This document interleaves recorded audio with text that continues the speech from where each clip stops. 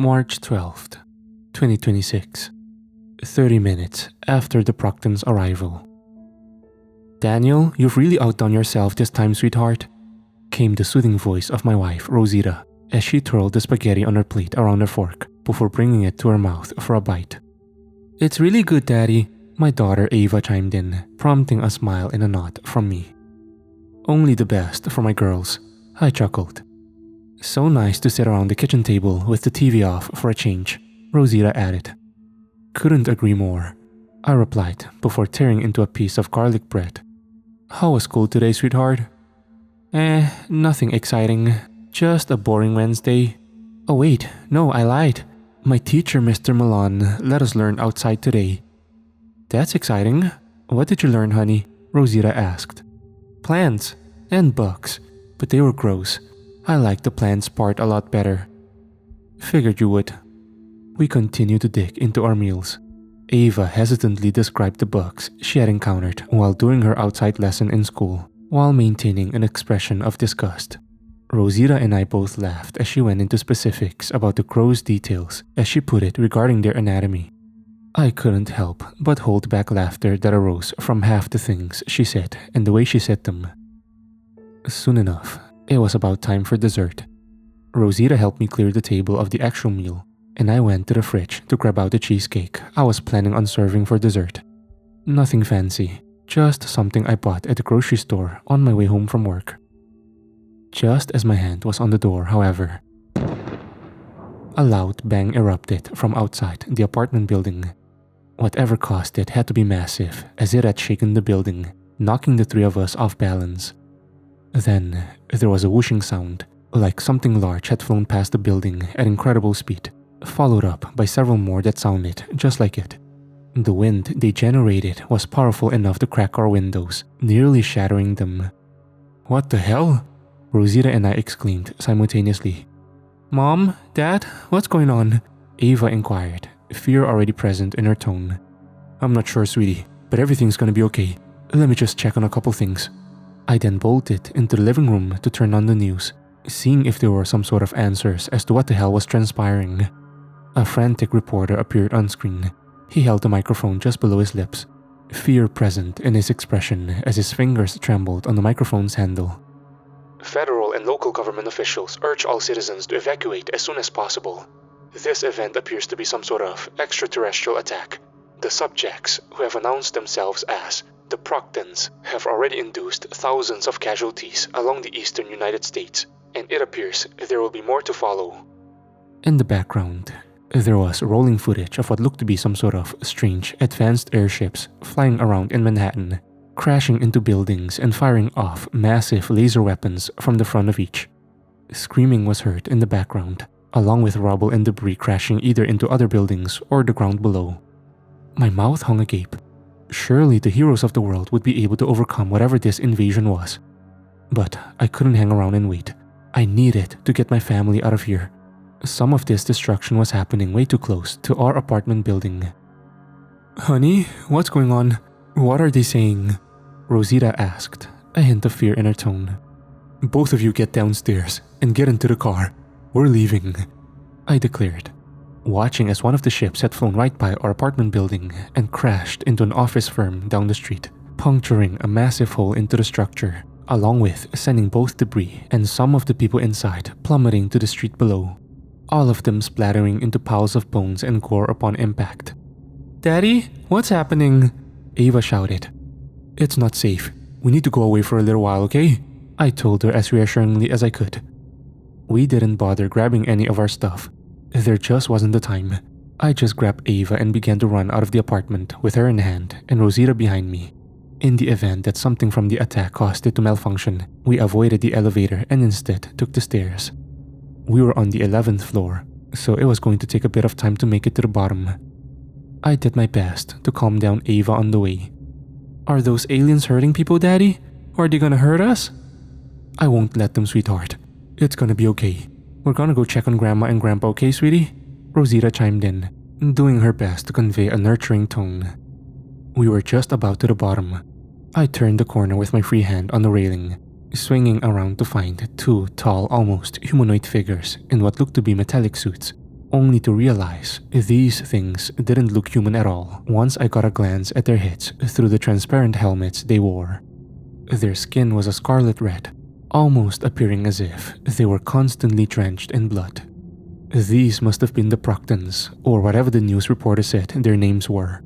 Again, they were quite large, well over 6 feet each, and held what looked to be some sort of advanced, futuristic rifles in their hands, if you could even call them that. "Another human family unit," said the one on the left, his voice as scratchy as sandpaper. There was no emotion present in his tone, just purely clinical.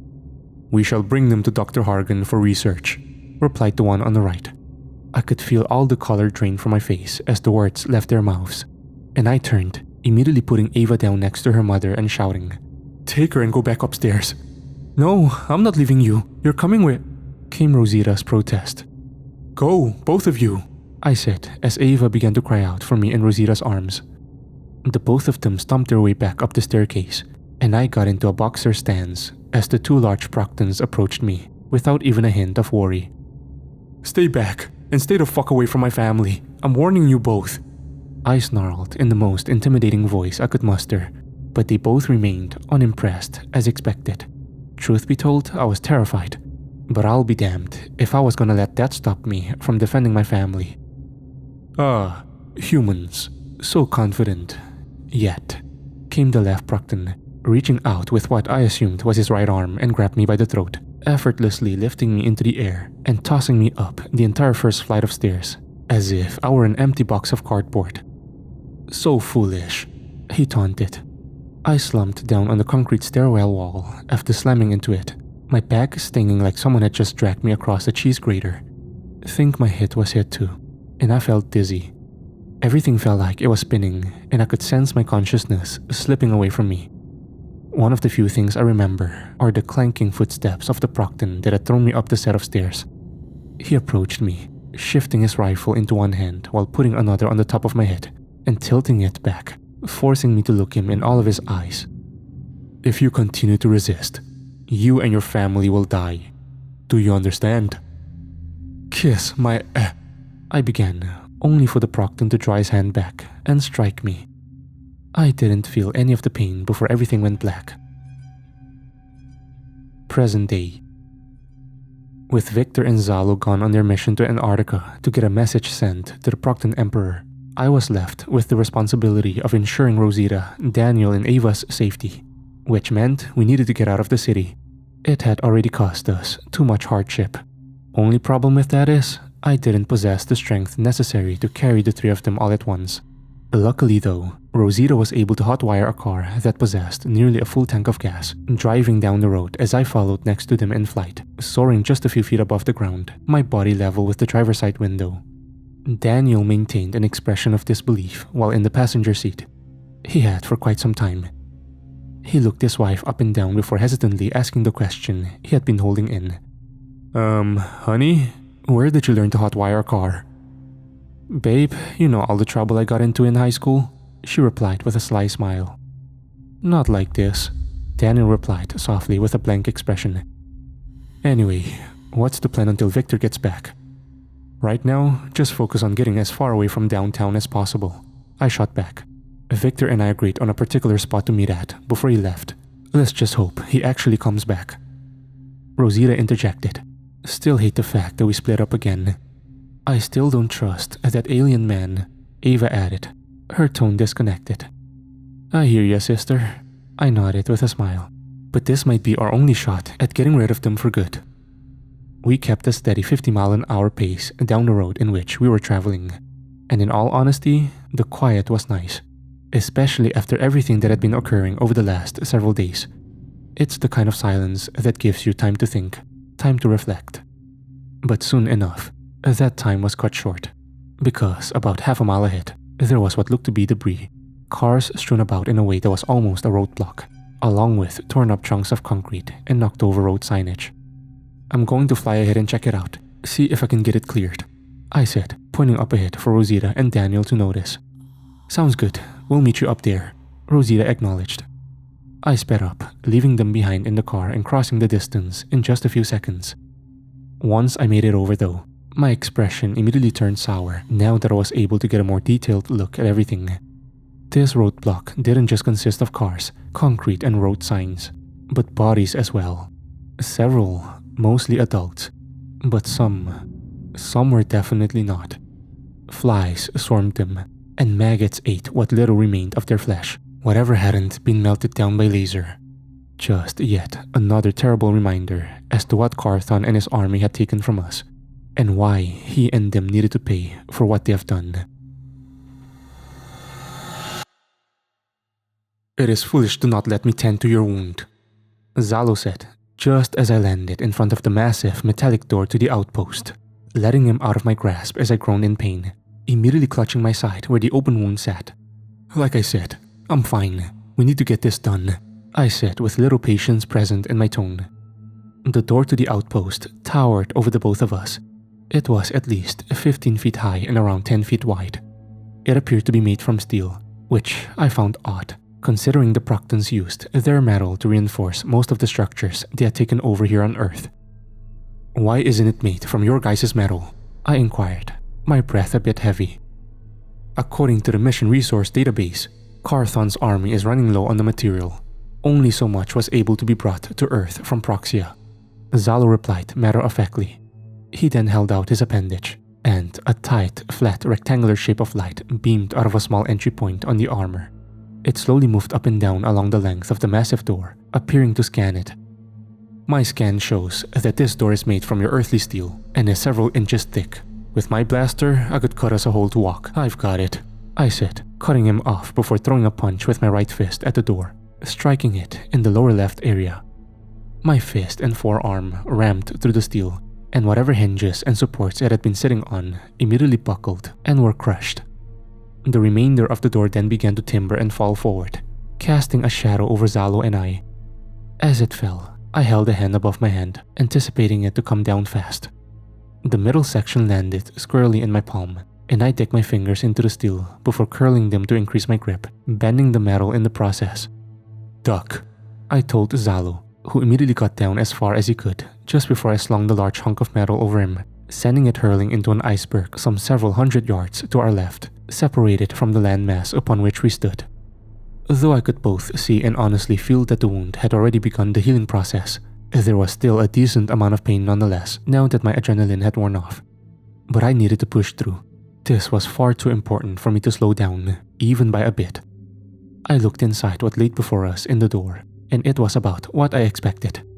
Zalo and I shared a glance, and we started to march inside. It started with a long and mostly empty corridor, with some strange lighting features on the ceiling. The walls and floor were lined with thick steel, and there appeared to be some light coming from the end of the corridor. "So why'd you turn on him?" I asked, breaking the silence as we walked. "What was the final nail in the coffin?" "I don't know." Zalo paused. "I don't know why, other than the fact that I would not be another cog in the machine that carried out the slaughter of a species who had done nothing to wrong us. Not when there was a peaceful option available." "Do you hate violence?" "When it isn't necessary, yes. When it is, there will always be times for that. The invasion of Earth was not one, not even close." "What about all the ones who don't agree with you? The ones that see you as a traitor? Does it bother you?" "No," Zalo answered immediately. "Because those who truly side with Carthon are not true Proctons. They are monsters. Monsters who have done nothing but help stain the name of the Proctons throughout this galaxy and beyond. They have committed an atrocity that can never be reversed, never be forgotten, and maybe never be forgiven. What your people have done cannot be washed out, ever. But my people have had a tendency of not being on the right side of things throughout our history. I've seen monsters too in my day. I've killed one to save the life of an innocent." "Then you did what needed to be done," Zalo affirmed. "But I've killed a lot of your people as well, even the ones who didn't pose an immediate threat to me or someone else. There was a scientist. He imprisoned the family you saw us with and was planning to do experiments on them. He already had other bodies, lots of them, some of them children, dead and strung up behind glass like they were decorations, letting them sit there while he waited to work on them like they were parts to a machine. When I had him by his throat, He told me that he was just following orders, that he wasn't a soldier, begged for his life, and I told him that the dead people he strung up behind the glass begged too. Following orders is and never will be an excuse for committing atrocities, Zalo added. Glad we're on the same page about that, I replied. I'm not sure what that phrase means, Zalo stated, but before I could answer, we were both hit with a sudden wave of bright light. A more powerful version of what was already coming from the end of the corridor. The hell is that? Motion detection system. We don't have long before they send in soldiers to investigate it, if Carthon feels it is necessary to expand any more than he already has. We stopped at the end of the long hallway, and I looked around as I was greeted with a lab that looked like something straight out of a sci-fi movie. A pristine white floor, wall and ceiling combination that had the sterilized feel of a hospital turned up to 11. Holographic monitors sat on sleek metallic desks, along with all sorts of other technologically advanced equipment and gadgets, a lot of which became difficult for me to ascertain what their function may or may not be. I groaned as I accidentally brushed against the corner of one of the metal tables. It made contact with the inside of my wound, sending a stinging sensation up the entire left side of my body. Damn it, I cursed. Come here, Zalo demanded as he grabbed a strange, U-shaped curling iron-looking device from one of the tables, walking toward me with it. What are you doing? I said I was fine. Stop being a stubborn fool and just let me help you. We don't have time to debate. I sighed, waiting as he brought the device up to my side, holding it 6 or 7 inches away as he kept it steady as it shot out a flat, rectangular sort of holographic beam of light, similar to the one that had scanned the large door on our way in. Were you also some sort of medical technician as well? I asked as the beam continued to move up and down my wound, inducing a pleasant, yet simultaneous, tingling feeling. No, but I had to learn some things from that field. It was part of my required training for my position. What is it doing exactly? It's accelerating the speed of the microbes and cells that are responsible for tissue repair, which won't be as extreme in your case, as yours are already far above any creature I've come across thus far. At your natural speed, you'd be able to heal this wound in an hour or so, but with this device, it'll only take several minutes. I didn't respond. I just continued to stand there, listening as the device continued to beep while scanning my wound. Zalo sat it down on the table next to me before heading over to a large computer terminal. At least, that's the best way I could describe it anyway. He played around on the projections like they were a touchscreen. A few seconds went by before a loud, screeching sound went off. It only lasted for a moment, but the projection screen then flashed red, popping up like a game over screen. They've destroyed my credentials. I'm not able to get in, Zalo said with a slight panic. But I can try and access it with Carthon's. I still have his on file from some time ago when he allowed me to borrow them to get access to something I needed. Whatever it takes, I told him. Zalo sped up his pace, hitting various buttons and symbols on the screen, most of which I didn't recognize whatsoever. He continued moving other things around, and then using the fingers on his appendages to seemingly type something up. His expression of worry soon lessened, and he appeared calm, more in control. He then turned, looking at me with a genuine smile. I've gained access. I'm sending the message out now. It won't be long before Emperor Braxis sees it. He should be on his way over as soon as he does, Zalo said, continuing to rapidly type. Let's hope he does. Thank you, by the way. Zalo then walked over, picked his blaster up off a table he had set it down on, and aimed it at the terminal he had just been working on. He stood firm, holding it steady as it charged up, emitting that all too familiar whirring and whooshing sound. The laser then blasted out of the barrel, striking and immediately melting down the terminal into molten goo. It's best if this is destroyed. I encrypted the message to where it can only be modified or retracted on this specific terminal. In the event that they become aware of what I've done and attempt to stop the message from reaching Emperor Braxis, that would have been the only device they could have done it from. Smart move, I complimented. But we should get going. I don't want to risk anything happening to Sindris and the others back home. You seem to care deeply for them, despite not knowing them for more than, what was it, several Earth days, you informed me? I've never considered time a huge factor in caring about someone. If you like them, then you like them, and it's as simple as that. Most of them are innocent, or they've made terrible mistakes under terrible circumstances. But who hasn't? Well said, Victor. Zalo then looked over at me before all of his eyes shifted to my side, and he smirked. It appears your wound has already healed, thanks to the help of the device. Definitely feels better. Now, let's get the hell out of here.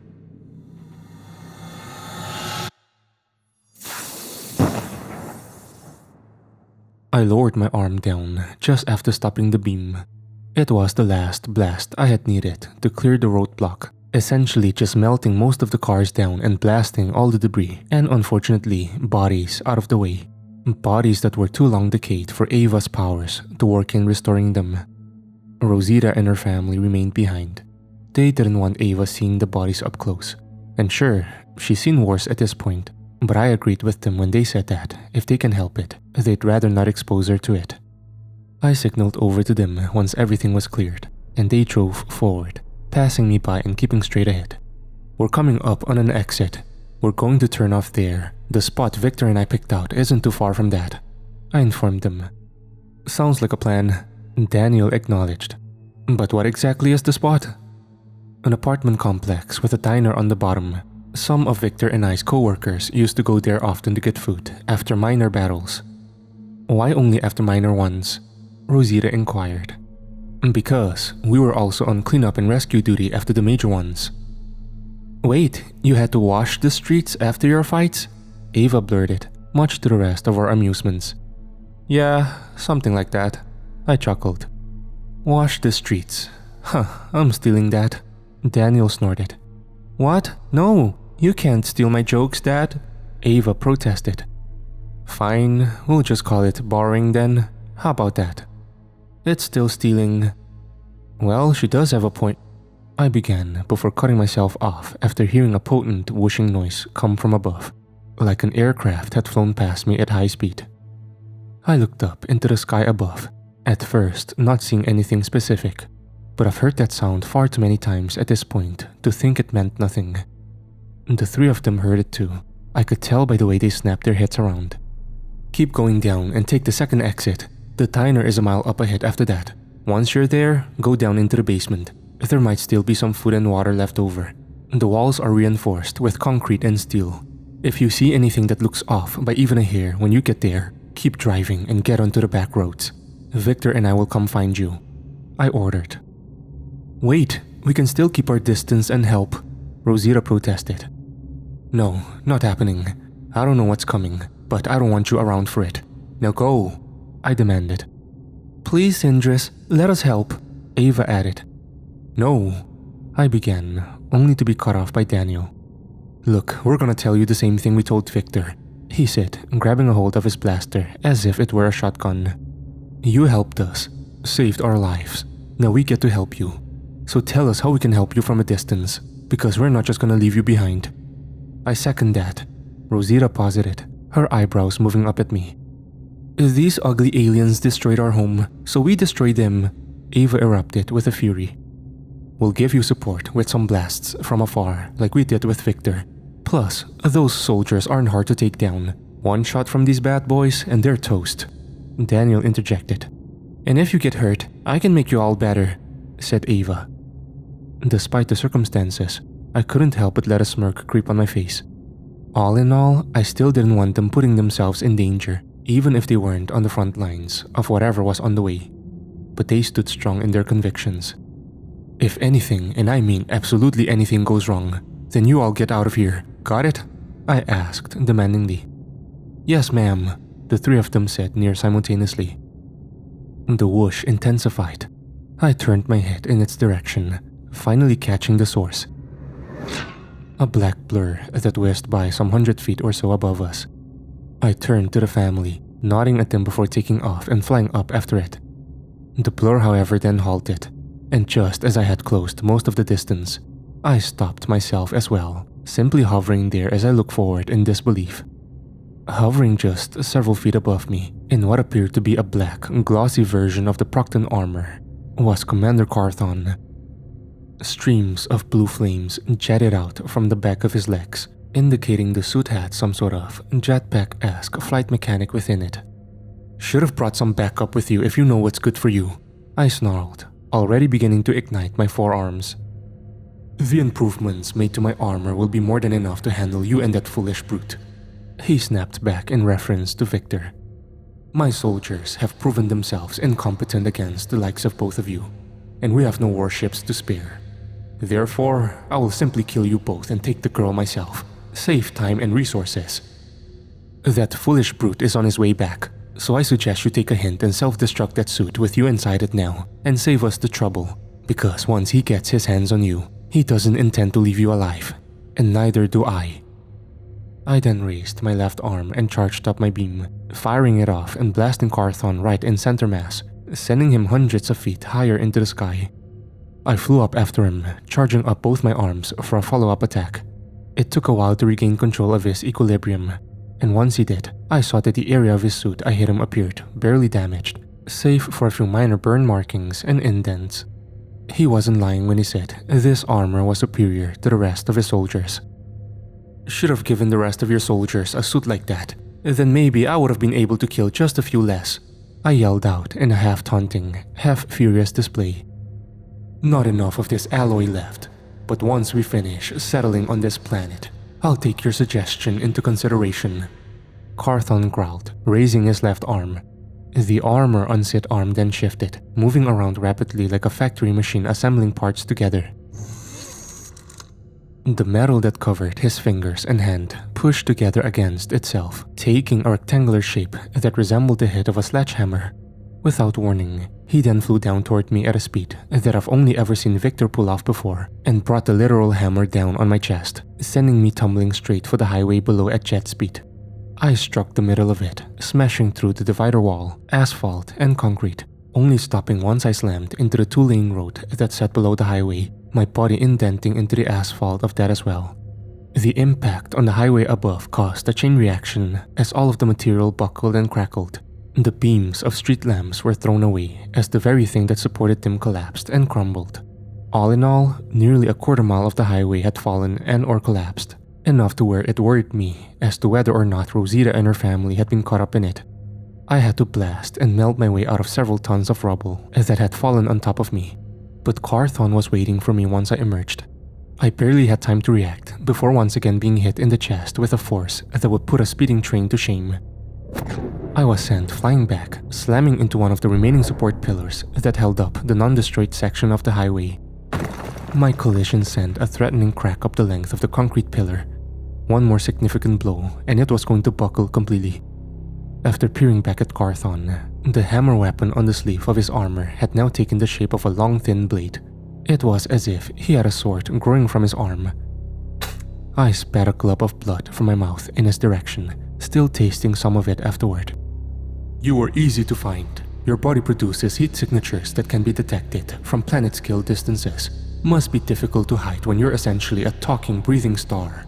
And yet, all that power still won't be enough.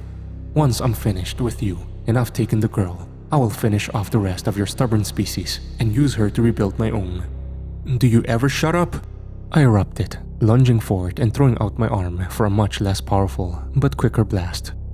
My beam struck Carthon in the upper body again, throwing him a dozen feet or so off the ground. I then followed up by quickly flying up, above and behind him before shooting him in the back with 2 more blasts in rapid succession. He struck the rubble, smashing apart a chunk of concrete. He attempted to turn around and fire back at me with what looked to be some sort of cannon on the arm that was opposite of the one he formed the blade with. It charged up, emitting a ring of bright, scarlet red light, but I cancelled it out with a blast of my own, firing it right into the barrel of his makeshift cannon just before he fired his beam. The result was an explosion that threw me several yards into the air before I regained control of myself. On Carthon's end of things, he simply blasted himself deeper into the pavement, forming a crater around his body similar in size to a neighborhood roundabout in diameter with the depth of a typical grave. But he caught me off guard by throwing a sonic grenade in my direction, and the couple of seconds of focus it took for me to blast it mid-air to avoid it from going off was enough for him to boost his way up and hit me square in the chin with his hammer weapon. I went hurtling well over a quarter mile, only stopping after crashing into the midsection of a nearby factory building, the wall smashing apart, bricks shattering and pipes bending as I came crashing in like a human asteroid. The floor was next. I slammed into it, the concrete breaking apart and getting thrown in every possible direction as I slid through it, creating a long busted up path several inches deep. A double stream of blood dripped down my nostrils and ran past my lips, staining them red. I fought the disorientation and had to push it away once I saw Carthon hovering like a curious insect in the hole I had made when I crashed through the exterior wall. I tried to make a deal. I tried to be reasonable. I tried to show you, him, and the rest of your band of morons that there was a way out for you. All you had to do was give me the girl, he said, looking down at me with nothing but prejudice. Reasonable? You call this fucking reasonable? Look around you. You wiped away nearly an entire species. Because of what? You were too lazy to wait a couple of years to terraform a completely uninhabited planet? I fired back as I wiped the blood from my nose. Whatever you injected in Ava that gave her those powers, why don't you give it to the other Proctons? You ever think of that before trying to snatch away a child from her family and killing her parents? I figured it was one of you that freed Zalo from his imprisonment. Here's what he failed to tell you. My people can't afford those few years, not in the state Proxia is in. Your simple mind could never understand that those few years could mean millions more starve on my world. And the serum is not compatible with Procton DNA. The girl was the first human to survive the injection and successfully manifest the healing abilities, which still aren't what I need. Her inability to heal or repair psychological afflictions and revive those who have been deceased for extended periods needs to be rectified so that I may bring back all the Proctons I have lost, including those of which you have murdered. So this is your solution? All this chaos? All this death? Everything you took from the people of this planet? Do you really believe Zalo is the only one who wants to see you get what you deserve? I inquired, purposefully withholding the fact that Victor and Zalo were out sending the message to the Procton Emperor as we spoke. Sure, there was a chance Carthon was already aware, but I figured it was better to be safe than sorry. And murder, huh? Really fucking rich coming from the guy with a planet-sized body count. I hope you know that there's gonna be a smile on my face once I'm standing over your corpse. Carthon stared back at me, his expression of disdain only growing more potent. Yet, he maintained a relatively calm tone when he spoke next. There are far more of my soldiers that disagree, far more that hate what it is that I'm doing. But like you, they are blind to the reasoning as to why this needs to be done. My people come first, no matter the cost. And look how many of them you've sent to their deaths against Victor, me, and all the others that have died defending this planet. But don't worry, you'll be joining them soon, I stated harshly, before quickly taking flight and positioning myself just below eye level with Carthon, using the moment it took him to track my movement to charge up a laser blast with my right arm and strike him with it. He crashed through a non-damaged part of the exterior wall. Back outside, I followed up with a second blast from my left, sending him flying further back, and then seizing the moment to put both my arms together and charge up a larger double blast. It was enough force to send him all the way back to the highway. He tumbled through the air like a fastball, only slowing down after crashing through a street lamp pole and then slamming into another, severely denting it before falling onto the asphalt below. We were on a part of the highway that was still intact, and on the opposite side from where I knew Rosita and her family were. It dawned on me that I had accidentally taken the fight closer to them, and I needed to course correct. Carthon stood up, preparing to fly at me using the boosters on his suit. But before he could even take off, a red beam of energy struck him in the side, sending him flying and crashing through the asphalt and down onto the regular two-lane street below. I turned my head in the direction the beam had originated, spotting Daniel with a blaster in his arms while he bared his teeth.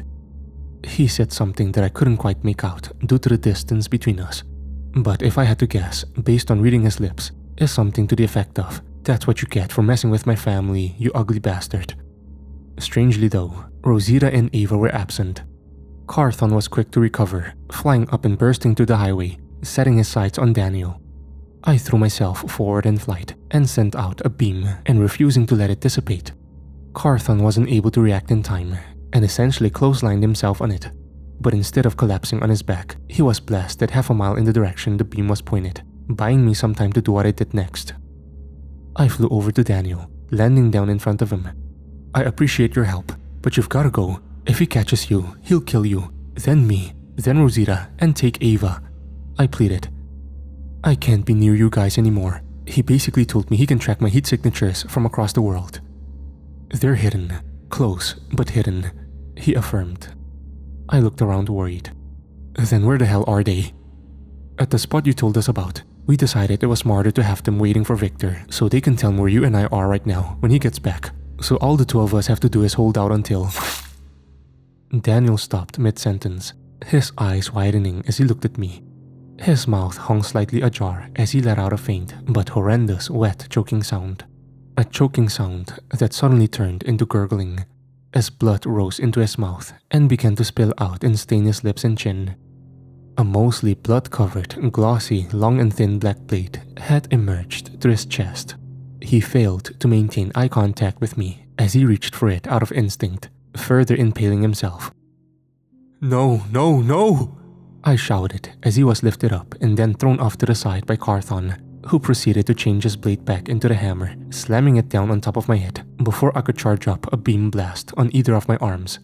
The metallic clang that rang out as it made contact with my skull was damn near a shockwave in its volume. My chin hit the asphalt like a train, a spiral of cracks erupting.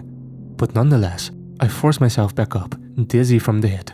I quickly pushed off the ground and ascended above Carthon in flight, shooting off a beam from my left arm, hitting him on the top of his helmet and sending him crashing below the highway and into the roads below yet again.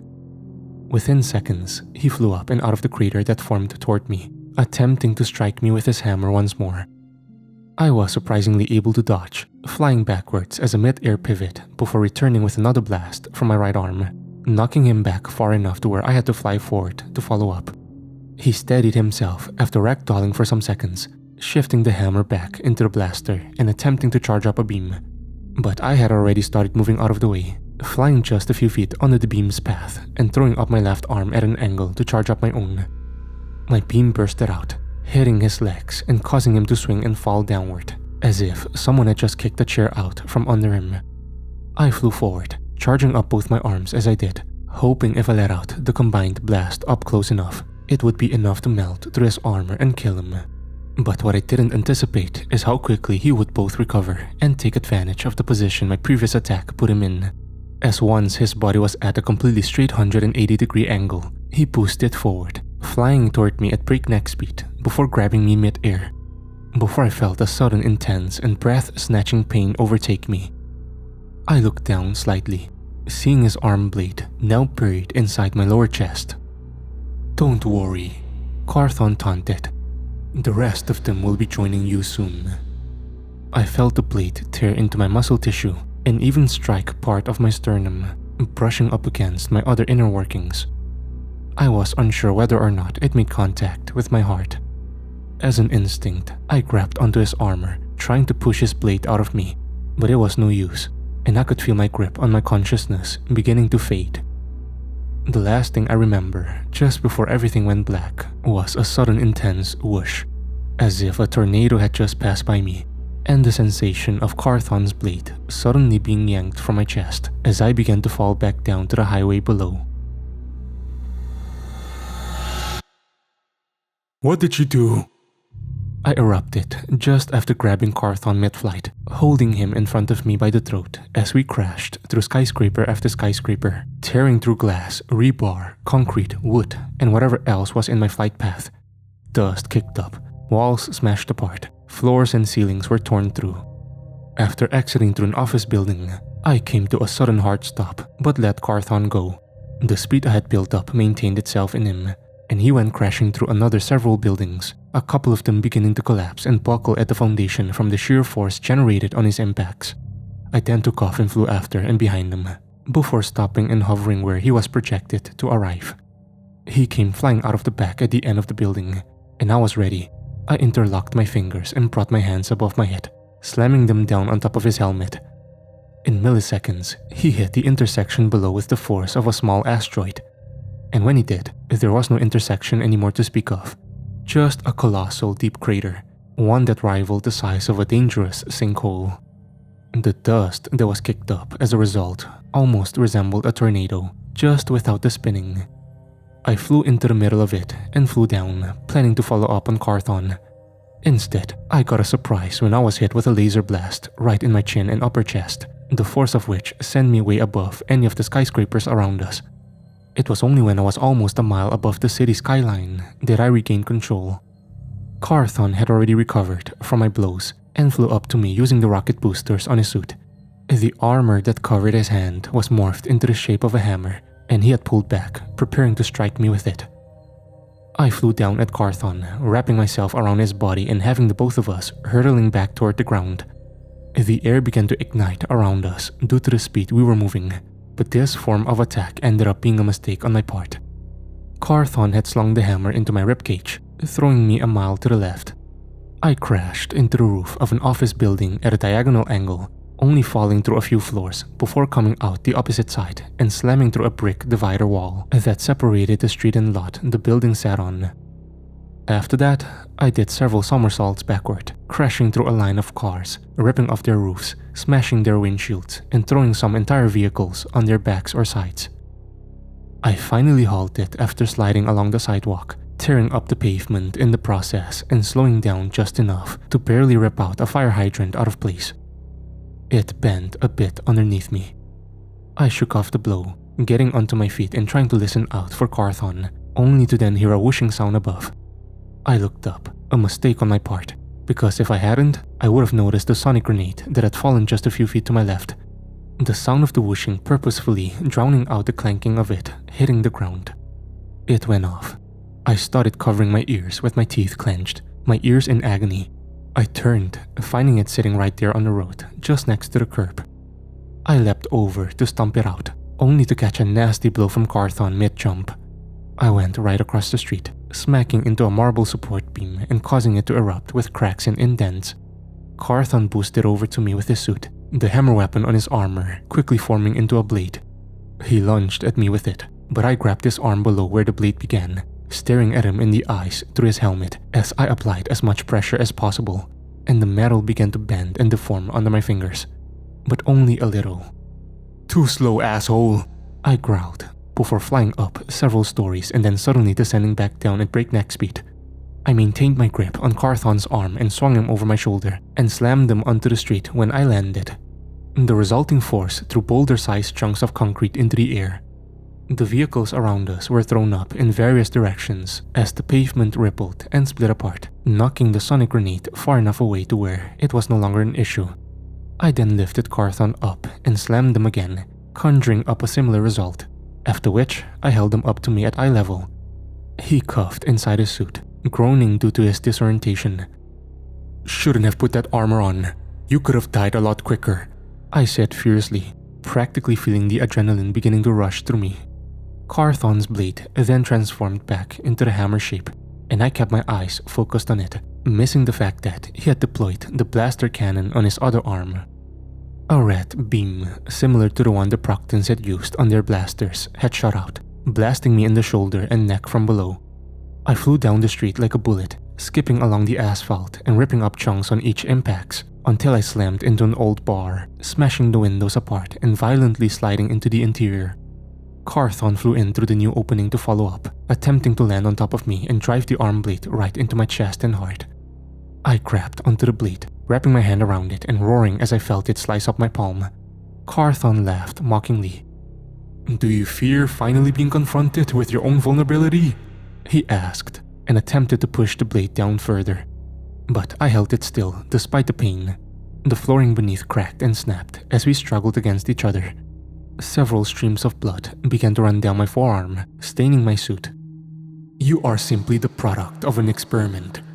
Without this power, you would be another corpse on the street. Another human for me to lay waste to in order to ensure that my people thrive. You are only capable of surviving this long enough because of what you've been handed to you. I am a leader, a savior, and you are nothing." Carthon ranted before pausing. "And here you are, facing death just like any regular man." I felt my anger boil over, staring Carthon right in his eyes. The weight of everything came over me all at once. Sean, all those innocents, the corpses behind the glass, Daniel, Sindris, Troven, everything. I couldn't let Carthon win. They needed justice, all of them. I threw myself upward. In the process, I impaled myself right through the upper stomach on Carthon's blade. I felt it exit out my lower back, and it stayed inside me as I hit butted Carthon right on his transparent helmet, causing it to crack just before he was sent crashing up several floors into the rest of the building above the bar. The blade snapped off of Carthon's suit before he was sent away and remained inside me. But somehow, someway, I simply didn't care. Maybe it was just the adrenaline.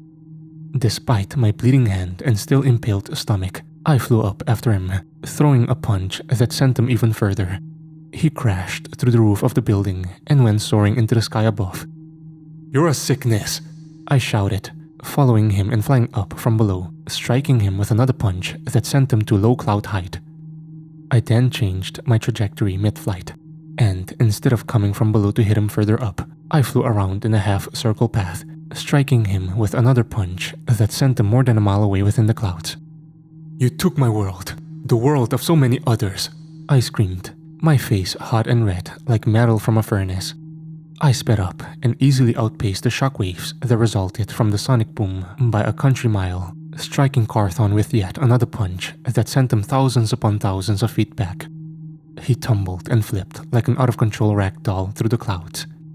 "You are a disgrace to life in this universe," I bellowed, catching up with him and flying behind him, striking him in the back, and then flying after and striking him a second time in the side, repeating the process several times as multiple sonic booms erupted from both each impact of my fist colliding with his armor, along with my forceful and sudden takeoffs.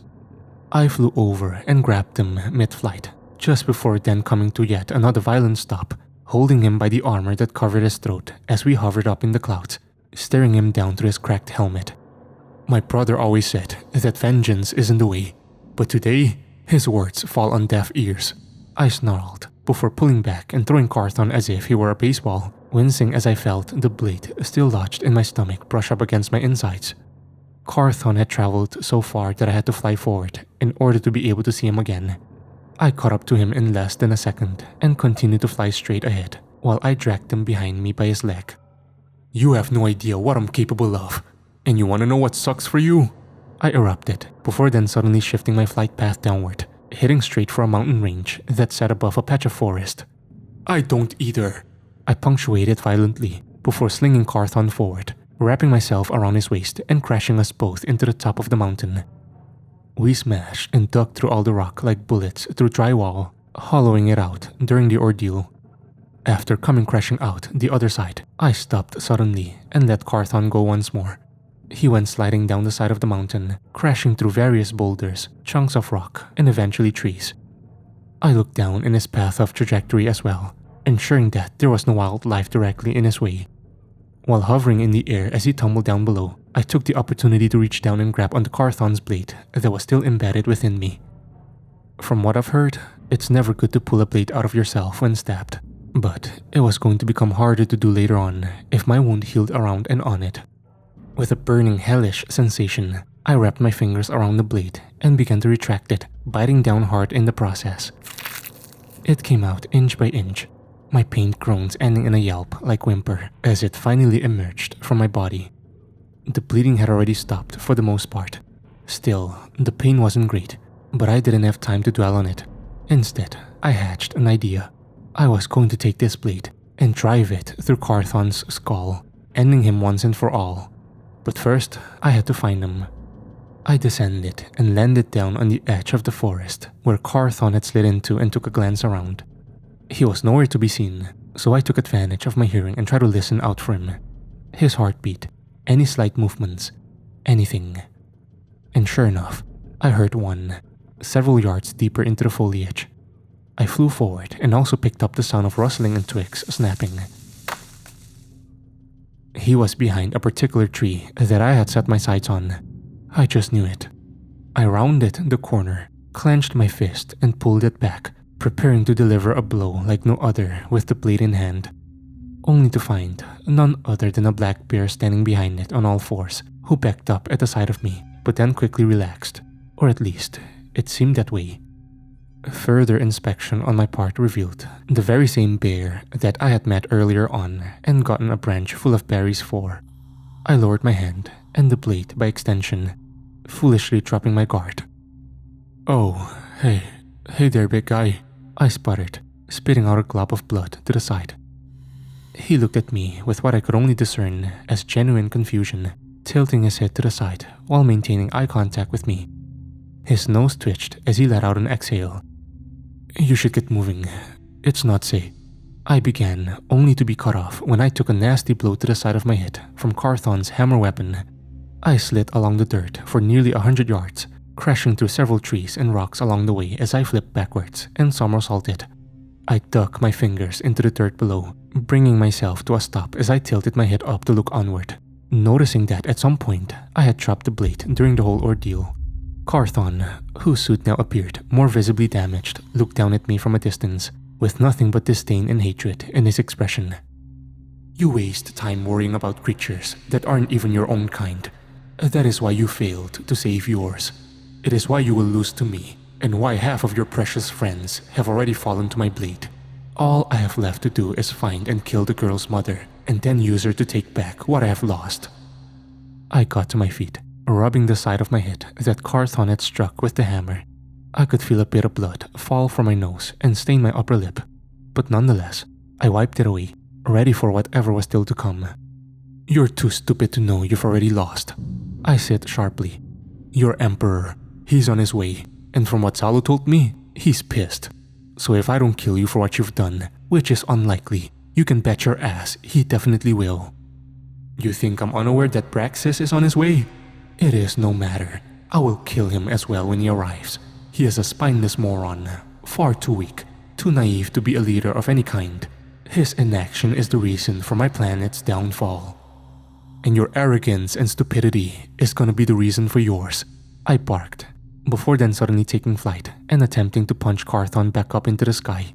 However, he anticipated this move, sidestepping me and making me miss by mere inches. I threw my feet to the ground and stopped myself after passing where he originally stood, surprised at his reaction time. My armor can anticipate incoming attacks to react and make small pivots at speeds at the low hypersonic levels should the right conditions be met.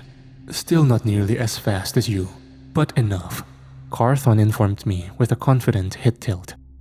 "Keywords are, not nearly," I snarled, before following up by quickly stomping my foot into the ground and causing large sections of dirt and earth to buckle and split apart. The force shook it as well, which threw Carthon off balance for just a second which I seized by flying forward at breakneck speed and uppercutting him into the sky, further cracking his transparent helmet.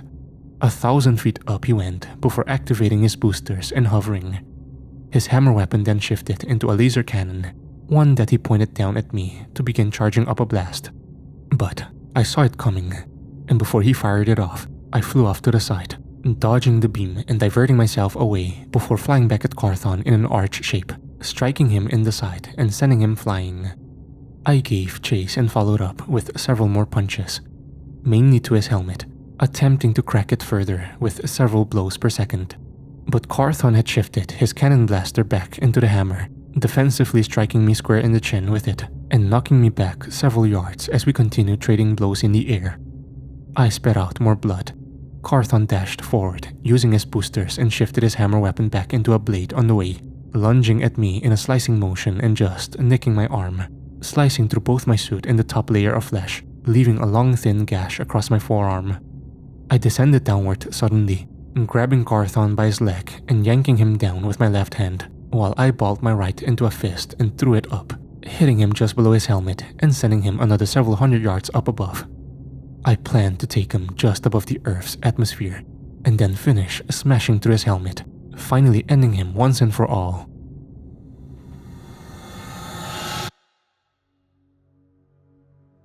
After Victor dropped me to the ground in order to continue flying and attack Carthon, I approached the mother and her daughter who possessed the healing abilities. At first, they were more than apprehensive to see me, her mother threatening to shoot me with a blaster before I informed her of my identity. "Stop, don't. It's me, Zalo," I pleaded, my appendages held up defensively. "Oh, sorry. I'm sure you can tell we're all on edge," she said, putting the blaster down and her hands back on the steering wheel of her vehicle. "Hey, you're the good alien," the younger girl erupted with glee. "I am happy you think so highly of me," I told the girl. "But we must go. Your father has been hurt. He needs your abilities to save him." We have to wait," the mother protested, clearly concerned for her husband's mortality despite knowing that his injuries, even if fatal, can be reversed if done timely. I could hear her holding back a wave of emotions, but still staying strong nonetheless. "Carthon's there, fighting Sindris and Victor. I can't put my daughter in harm's way when he's so close." "Remind me of your names once more, please," I asked softly. They hurt my daddy? Again?" the girl exclaimed. "Rosita and Ava," Rosita said matter-of-factly, contrasting her daughter's emotions despite the circumstances. "Rosita and Ava," I began. "Sindris is dead, killed by Carthon after their confrontation. Victor and Carthon are engaged in a battle several miles away from here. Now is the chance and the time, before we become unable to revive her and your husband." "He killed Laser Lady too," Ava exploded, her fury unlike anything I've seen out of a child, Procton, human or otherwise. "Honey, it's okay. It'll be okay. You can make her and Daddy better," Rosita assured. "I can assure you that Victor will keep Carthon far enough away and occupied to where he will not be a threat to us for the time being. No other Procton soldiers or warships will be arriving.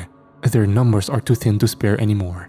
Should anything go wrong, I can assure you that I will do whatever it takes to ensure that no harm comes to your daughter," I pleaded, "even if that means putting my own life at risk." Why do you want to help so much?" Rosita questioned, her expression now one of focus. "You just met us." "The same reason you humans assist and defend animals who have been abused by other humans. Because you do not need to be part of a species or group to recognize an injustice done to it. And this is the gravest I've ever witnessed. I am sorry, truly, for what they have done to your planet and your people. I never intended to stand by Carthon while this atrocity occurred, and I don't plan to start now." Tears began to form in Ava's eyes. Rosita comforted her while looking straight ahead, still not fully convinced.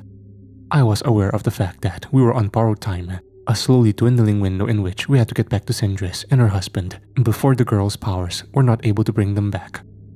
But I stood there, not saying anything as she gently rubbed Ava's head. She let out a stressful sob into her mother's shoulder. Eventually, the time came, and we made our way back to the location where Sindris and Daniel's bodies were. Rosita emerged from the vehicle, ordering her Ava to stay by her side until she herself could verify that it was safe. I assisted her. She turned her head to me as we approached their bodies, her eyes looking toward the ground. "This is the second time my daughter has had to bring back her dad from the dead in the past few days.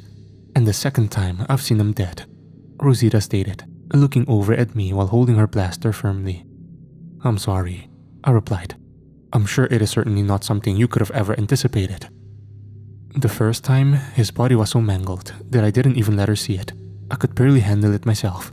Before she brought him back, I really thought there was a chance he was gone for good, that her powers wouldn't work when he was just so destroyed.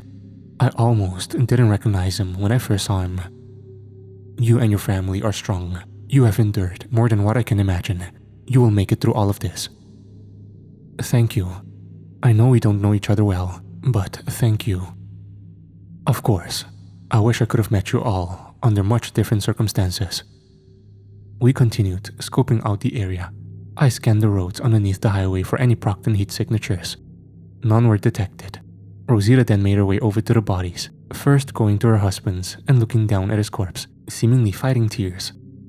Ava's expression wasn't much different. She stared at her father's corpse as she repeated the phrase, "I'll make you better," under her breath several times. I went to Sindris's body, her heart and inner sternum both exposed from the jagged wound caused by what I assumed was Carthon's blade. "All right, honey, do it," I heard Rosita whisper to Ava from behind me. She knelt down, even while overcome with rage and grief. I commanded her mental strength in my head, but avoided making any kind of comment aloud. She hesitated before placing a hand on her father's shoulder, some blood staining her fingers as she maintained contact for several seconds. "It's okay, sweetie. You're gonna make him all better. It'll be okay," Rosita said, pulling her daughter in for a warm embrace. It took a few moments for her powers to kick in. Ava and Rosita waited with bated breath, fearful for the chance that nothing would occur, only for the gash in his chest to begin slowly closing up, with each side retracting in until there was no longer any breakage of the flesh remaining. The blood around his mouth disappeared, and the scrapes he had on the side of his body also began to fade. Daniel had then suddenly opened his eyes, coughed, and sat upright, immediately being grabbed by his wife and daughter. "Back from the dead again, huh?" he asked, rubbing a hand on each of their backs. "Daddy!" Ava shouted with glee. "Wait though, what are you both doing over here? Carthon killed me. He might still be close." Rosita then looked to him, her eyes wide with grateful joy, same as her daughter's. "Victor's taking care of him."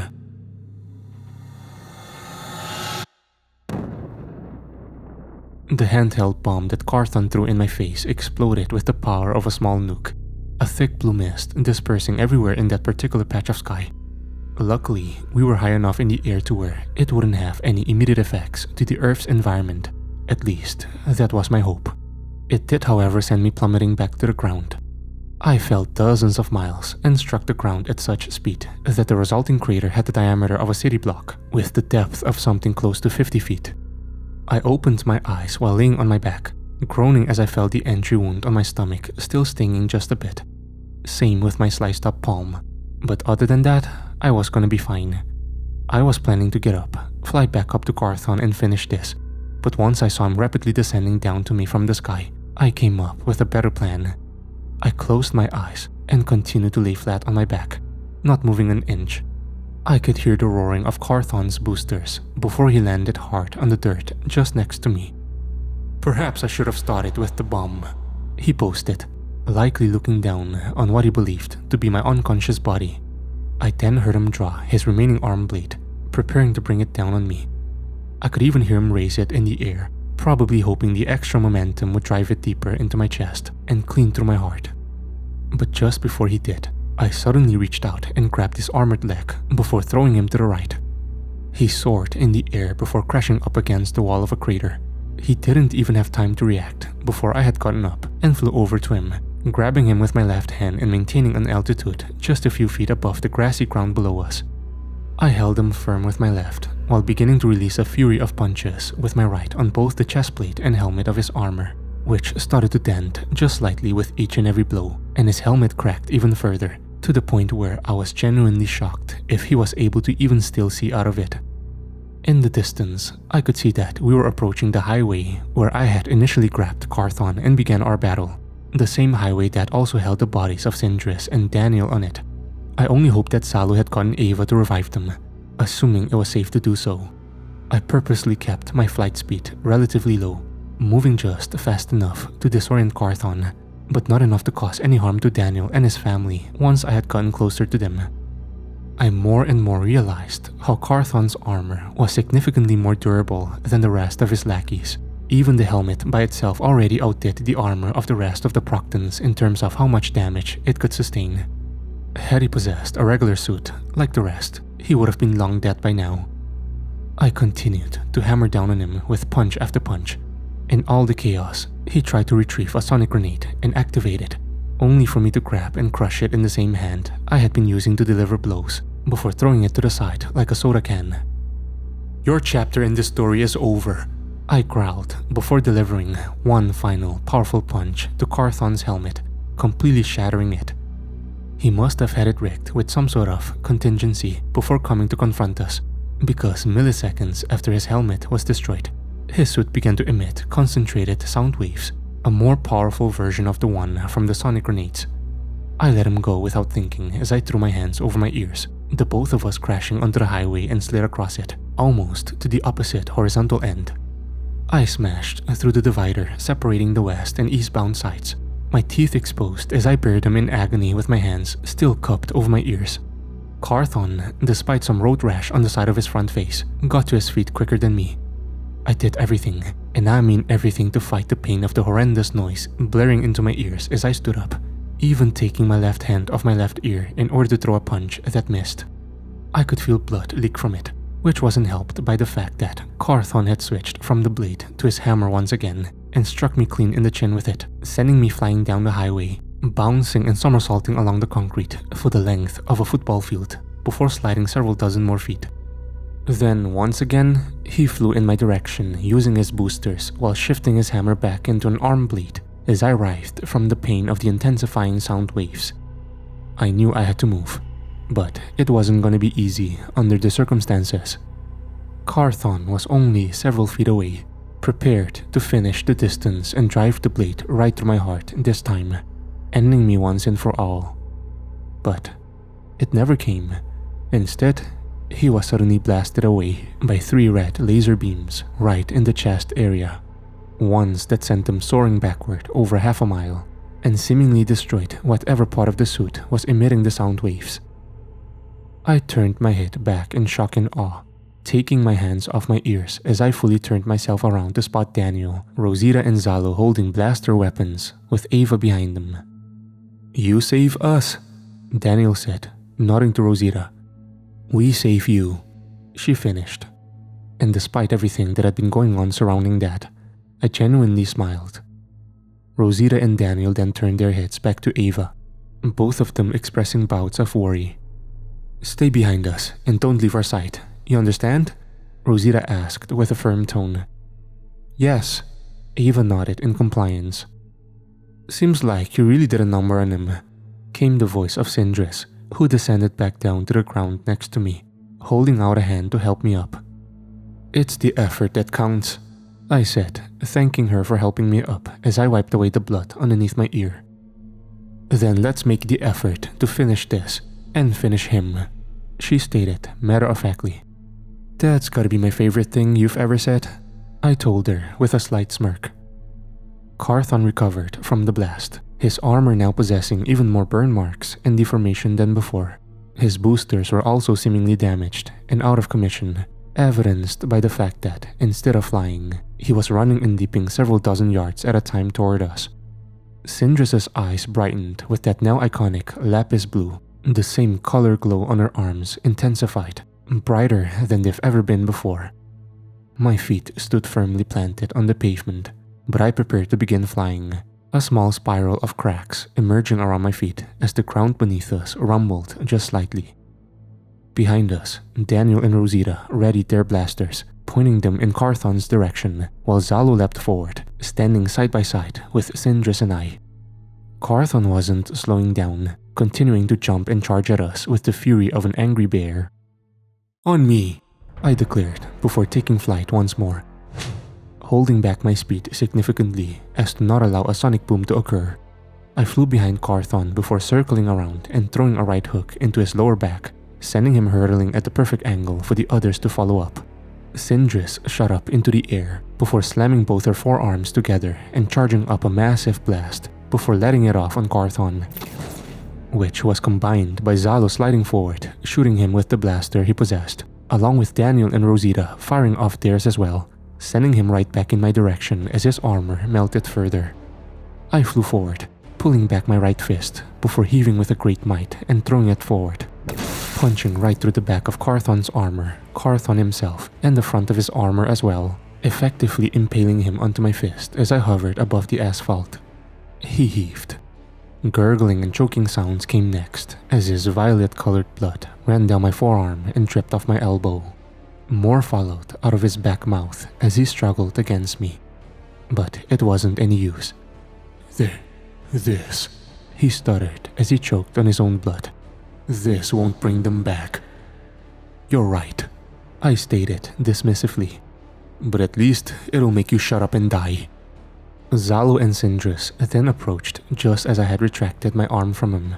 He slid off like a slice of cheese falling off a burger, smacking into the asphalt upon impact with the highway. Zalo then stood over him as he continued to pathetically gurgle and choke. "You were never any commander of mine," he said, looking down at Carthon as if he were nothing more than dirt on the bottom of his shoe. "Proxia will find a way to rebuild and thrive without you.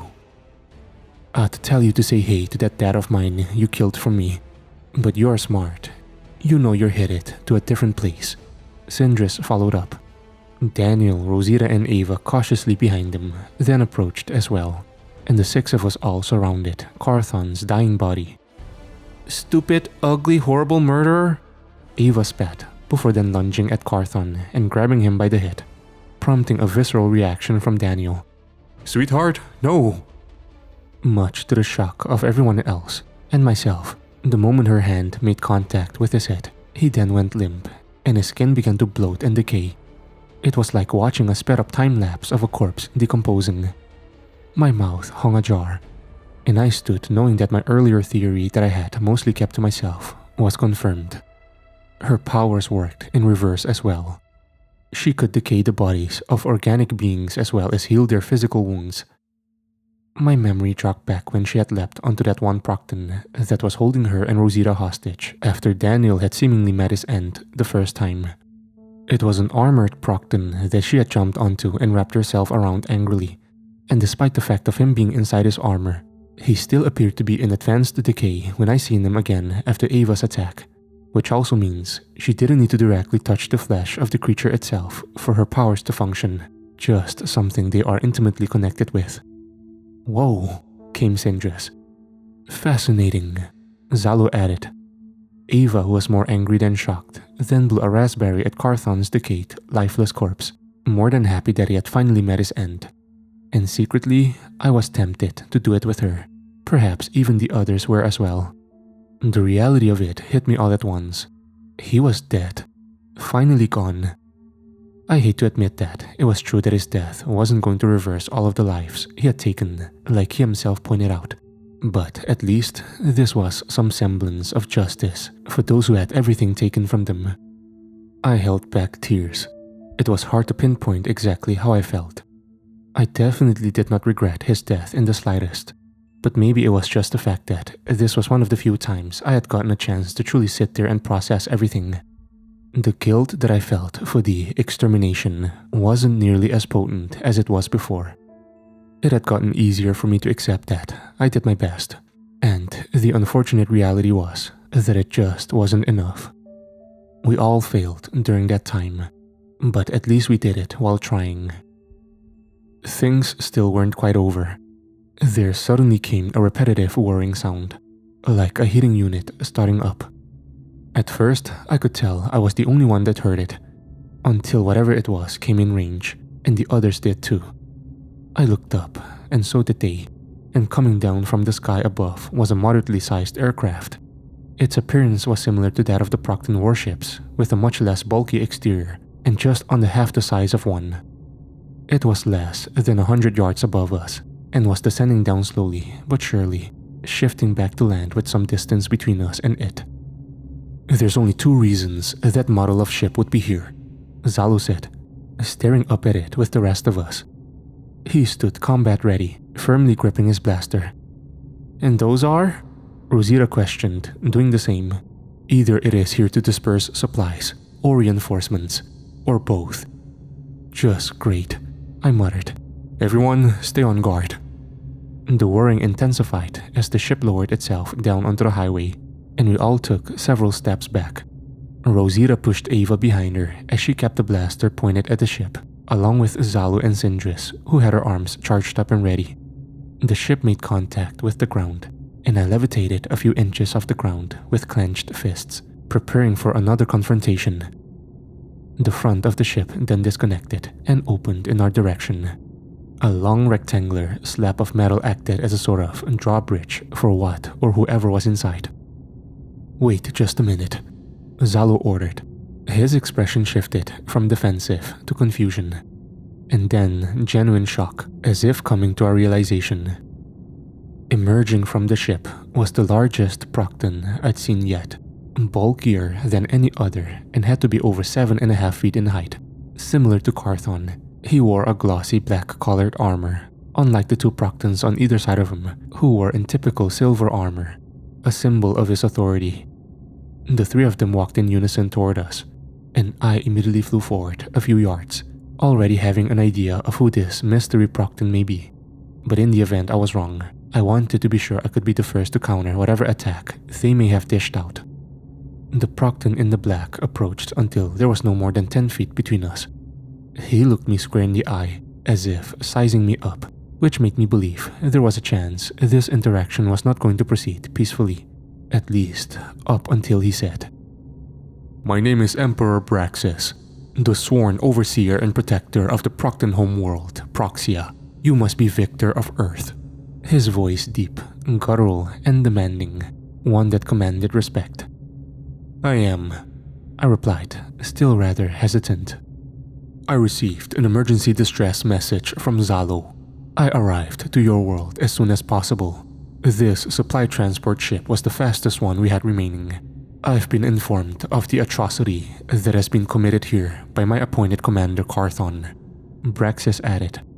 Atrocity is an understatement, Rosita chimed in from behind, still keeping her blaster pointed forward, along with Daniel.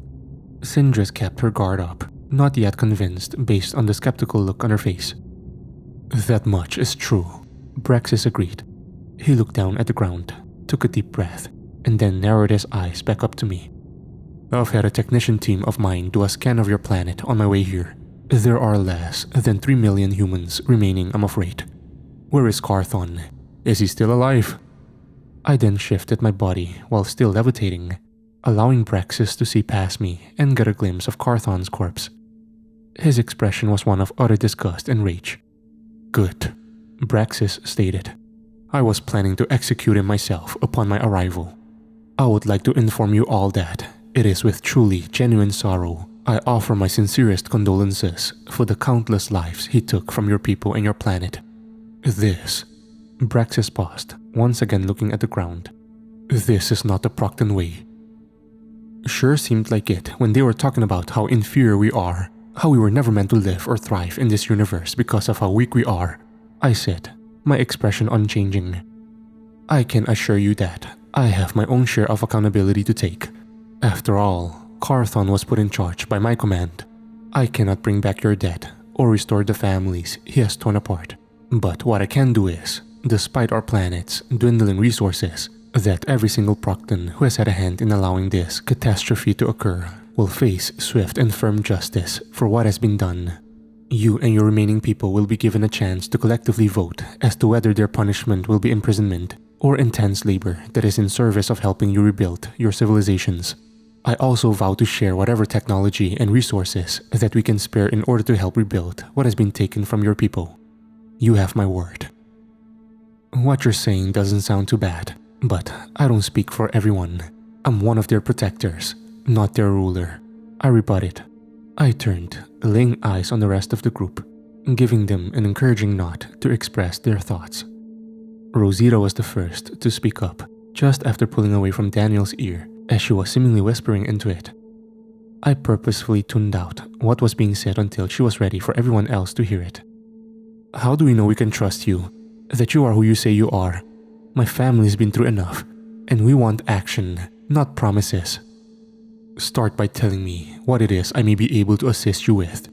Braxis nodded as the two Proctons on either side of him walked up, grabbed Carthon's body, and began to drag it away toward the ship, leaving Braxis standing there alone in front of all of us. Daniel and Rosita shared a glance, punctuating their non-spoken language with a nod that signaled mutual understanding. We want a home built for our family. Nothing large or fancy, just enough for us to be comfortable. We don't want it near any outposts or close to any of your soldiers. Somewhere we cannot be found unless we want to be found. Rosita posited. I will personally see to it that your request is attended to within one of your Earth months. Zalo, you will oversee this project and ensure it is completely timely and up to the standard of. Braxis paused. Daniel and Rosita, and behind me is our daughter Ava, Daniel corrected, his tone dry and his eyes narrowed, still not 100% convinced. Daniel, Rosita, and Ava, Braxis punctuated before turning to Sindris. And as for you, what can I do for you? I was thinking of an orphanage, one for those who lost their parents during the extermination. Excellent idea, Braxis complimented. Anything else? He asked, now turning his attention to me. You've said your resources are dwindling on your planet, but with whatever you're able to spare, please see to it that the rest of my people across the planet are fed, clothed, and sheltered, and that children take priority. I replied, pointing to Ava. I believe that can be done. Might I ask your permission to spend some time here on Earth in order to see that these requests are honored? Braxis inquired, glancing at all of us. I turned to everyone else, raising my eyebrows in anticipation for their answers. As long as we can see that you're a man of your word, then yes. But what if there comes a day where we don't want you here anymore? Daniel asked. Then I will simply take my people and leave, Braxis stated, with no resistance at all. We've got to admit, this sounds too good to be true. Plus, with the state your homeworld is in, don't you need your attention focused on that? Rosita chimed in. I have a council of my people who are actively finding solutions and implementing procedures in order to save my homeworld. They will do fine in my temporary absence. I understand your apprehension. Trusting me is not a prerequisite to receiving my help. You may take whatever measures you feel are necessary to maintain safety, but I can assure you that I am willing to endure this very long, a very difficult journey that will be making amends and constructing a positive relationship between Earth and Proxia. Braxis then ordered Zalo over to him, and I turned back to the rest of the group, all of us darting our eyes between one another. Lots of thoughts inevitably going in our minds, but no words were said, not for nearly a minute. I then shifted my gaze back to Braxis before informing him. We will need some time to talk about all of this. Take as much as is needed, Braxis nodded. I flew closer to the group, all huddling up like a sports team just before a game. Daniel was the first to speak up. Well, I don't know. Maybe we can trust him. Seems like Zalo was telling the truth, so why can't he be? It'll take some getting used to. Plus, it's not like they're deceptive. When they first came here, they started killing people and destroying stuff right off the bat. No questions asked. No lying. No, we're here to help, but we're actually evil stuff. I don't fully trust him until we see him start putting his money where his mouth is. Promises are just that. Promises, Rosita replied. I'm with you on that one, Sindris interjected, glancing at Rosita. And if he betrays us, then we'll just make sure he ends up the same way Carthon did. In all honesty, it was hard to argue with the logic. But after everything we had endured and had been through in these months since the extermination, it was still difficult to imagine some sort of savior figure coming to help us rebuild without any ulterior motives. Especially when that savior figure's negligence is partially responsible for what had transpired to begin with. Had he not put Carthon in charge, billions would still be alive. But then again, who's to say his theoretical replacement wouldn't have done something similar? However, at the end of the day, it was Carthon's actions. He gave the orders to take the lives he did. He set all of this into motion via his commands. He not only enforced it, but endorsed it. I'm sure he killed many directly himself. Braxis on the surface appeared genuinely willing to help and angry at what his people had done. It took strength and a lot of inner consideration, but I came to the conclusion that I needed to give him a chance. If not for me, then for the survivors and victims of the extermination. We'll let you help us, I said, turning back to Braxis once more. But if I get even the slightest whiff of betrayal, it's not gonna end well for you. I second that, Sindris added. Braxis nodded in agreement. I'm sure you all must be tired, hungry, thirsty. Perhaps while I spend some time rounding up my soldiers so that they may have their punishments dealt out, you can take some time to get the rest you need. If you have any perishable items for consumption, we have some spare refrigeration units, as well as some solar absorption devices that can harness far more of your home star's energy than the panel devices you all utilize.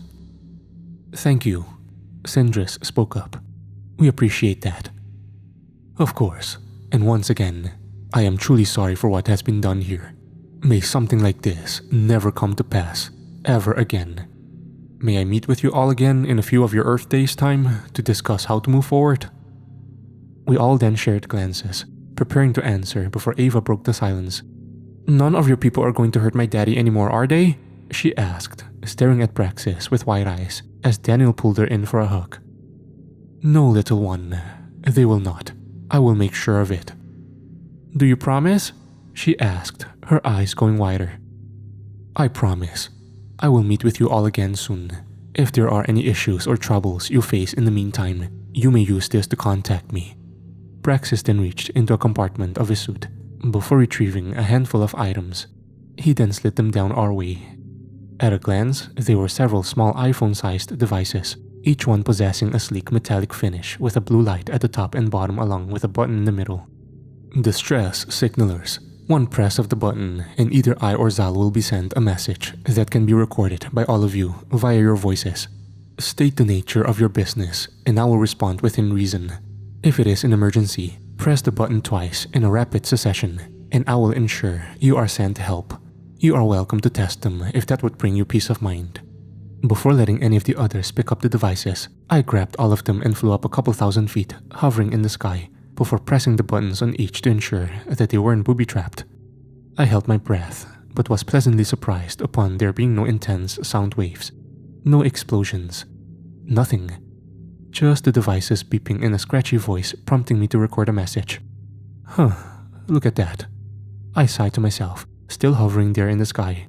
It seemed small, but I felt hopeful, like I was finally able to see some sort of light at the end of the tunnel. This was the first time in months that I felt it anywhere near this intensity. Sure, there was still a part of me that thought it was too good to be true. But for now, I could almost relax. Almost. 1 year later. "A little help?" asked the elderly man as he panted and wiped sweat from his forehead, dropping the axe next to the tree he was cutting down, clearly exhausted and weathered, his jeans a bit torn and his tank top stained with dirt. I flew down to him, landing just in front of him and putting a hand on his back before using my other to reach out and give him a water bottle and my supply bag I had strapped around my shoulder. "You need to keep one of these on you. You're gonna get dehydrated," I said as I helped him lean against the tree to rest.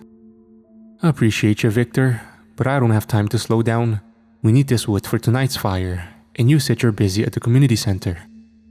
"I am, but I'll ask Sindris to swing by to give you a hand, alright? Don't overwork yourself, Terry. Plus, you gotta make it to the community meeting, big guy. Lots of important stuff to go over." Terry then lifted the water bottle to his lips before taking several large gulps. Some water spilled down his chin and tank top. "Won't lie when I tell ya that ever since we got this place up and running again with electricity, I've taken it a little for granted. Wanted to just get out here and do some real work with my hands again. It's rewarding, isn't it? Can't say I blame you." "Well, part of it too is, when my wife died when those alien bastards attacked us, the only thing that could get my mind off of it was protecting my kids and grandkids. But now that there's some sense of security and community again, she's been on my mind a bit more. I'm sorry, really. From what she told me, she sounded like a good one." "She was. I just wish I got to dance with her one more time." He paused. "You can tell me if I'm out of line when I say this, but does your brother still cross your mind? The one you told me about?" "Every day," I replied. "Every single one." "He'd be proud of you, young man," Terry said softly with a pat on the shoulder. "You and your friends saved us. Got us a second chance at this whole game of life. Who knows, maybe the second time around will be better than the first." "I hope so. Take care of yourself. I look forward to seeing you at the meeting." "You too, Mr. I Can Bicep Curl in Airplane." The both of us shared a chuckle, and then I gave Terry one last smile before lightly taking off into the air and flying to my next location, handing out water bottles, snacks, and other necessities to everyone who was helping out with various projects around the area. Men, women, and children, all pitching in to help construct new shelters, pathways, maintain crops, livestock. Then there was the entertainment side of things. We'd put on plays, sports like football, soccer, basketball, and ever since the electricity got back up and running in the area a few months ago, there were also even video game nights here and there. It definitely wasn't all perfect. Brexis had carried out his proposal of us voting on whether or not the Proctons would face imprisonment or hard labor that would be put toward helping us rebuild whatever they had a hand in destroying. The majority of those alive in this area voted for the latter, although there were plenty that felt the Proctons either should have all been put to death or banished from the planet entirely. But nonetheless, I'd say things were looking up overall. After a couple of hours of handing out supplies and helping with some construction work, it came time for a community meeting. Everyone was encouraged to come, although it wasn't mandatory by any means. It was a way for people to not only voice what they feel should and shouldn't be implemented in the community, but it was also an opportunity for them to meet new people, platonically, romantically, or otherwise. I flew over to the community center and slowly descended down just right in front of the several entrance doors. All kinds of people were filing in, men, women, children, the elderly, and beyond, even some remaining lower power level superhumans. None other than Sindris had met me out front. She had changed out of the prisoner attire and instead sported a pair of jeans, a black t-shirt, and black sneakers. I myself was in a long-sleeve red shirt with a pair of black sweatpants with white albeit a bit dirty sneakers. I kept my combat suit on underneath though, just in case. "How you been holding up recently?" I asked, shifting my body to make room for a family that was entering. "Just doing what I can around here," she replied before embracing a young girl in a hug, who referred to her by her actual name of Sarah, prompting a smile from the both of us. I had once asked her some months back if she'd prefer to be called Sindris or Sarah, to which she informed me she was fine with either, so I had the habit of switching back and forth between the two. "What's new?" she inquired. "Well, Terry's out there killing himself to get wood for the bonfire tonight. Would you be able to lend him a hand after this meeting?" "Hell yeah, splitting trees in half sounds beyond therapeutic right now. Been putting in a lot of hours at the orphanage." She smiled. "How's it going down there?" "Real good actually. I've got a pretty full staff now. Things are running relatively smoothly, and we've been able to hand out all 3 meals a day without any issues so far. Fingers crossed it stays that way." "Awesome," I said, producing a smile of my own and nodding. "Guess we should give the people what they want then, "Guess we should," she agreed. The both of us then entered the meeting hall that sort of resembled a church interior. Sindris and I walked down the aisle in unison. A mix of claps, cheers, and celebratory whoops erupted. After taking to the stage, Sindris and I looked out at the total crowd of nearly 200 seated, while a few dozen more stood in the back. "Hi folks," I said, waving my right hand and giving everyone a genuine smile. "Hi Victor," came the combined voices of nearly the whole crowd. "Good to see you all again. How have things been?" Sindris added, to which the crowd replied with a mix of good, meh, and getting better. "I'd just like to go ahead and thank everyone for coming out tonight. It really means a lot. I just wanted to go over a few things and updates with you all. Tonight's bonfire starts at 8 p.m. and runs until 11 p.m. So if you're interested in hanging out, just come on down. There's no sign up needed, although any children under 14 must be supervised by an adult for safety. Ava and her mother Rosita will be visiting us this weekend and hosting a crafts event this Sunday afternoon, so be sure to speak with Rosita in order to get a time slot set up that best suits your availability. That's about it for me, but I believe Sindris has a few more announcements as well," I declared, looking to her as a signal to begin. "If anyone needs help with any hot meals the rest of this week, the shelter on the west side of the settlement will be hosting a Heat Up and Eat Up event. You can stop by any time between noon and 6 p.m. and get yourself a plate. And now that the farms are up and running, there will be many more non-meat options available as well." A mix of quiet cheers and murmuring originated from the crowd. People discussed their various options, potential questions, and concerns. One young woman toward the front raised a hand, eager to speak. "Yes, hon, what do you got for us?" Sindris asked with a smile. "Is there any way we can get a volleyball area set up nearby? My friends and I really missed playing since everything happened." Sindris and I shared a glance before she enthusiastically announced to the crowd, "All of those in favor of some volleyball?" At least 70 different individuals either whooped, cheered, or raised their hands. "How about education?" another woman asked, her child's hand in hers. "My kids need some form of schooling, and I know we're not the only ones." "We're doing our best to gather up anyone who possesses a teaching license and discuss options as we speak. But anyone who does not is still more than free to let us know if there are thoughts or input you might have," I interjected, seemingly satisfying her with my answer. "I actually wanted to see if there's been any progress on memorial services," stood a middle-aged man in the crowd. His head hung low as he clutched a battered baseball glove in his hand with the name Michael written on it in black marker. Tears formed in the man's eyes. "I lost my son during all of it," he punctuated, his voice on the verge of cracking. Another man to his left put a hand on his shoulder, saying nothing verbally, but just maintaining the consoling gesture. I hesitated for a moment, unsure of what to say at first. But eventually the words found me.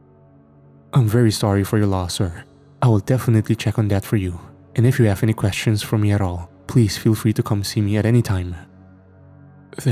Thank you," he said rather weakly, a half smile plastered on his face as a tear flowed down his lips and then chin.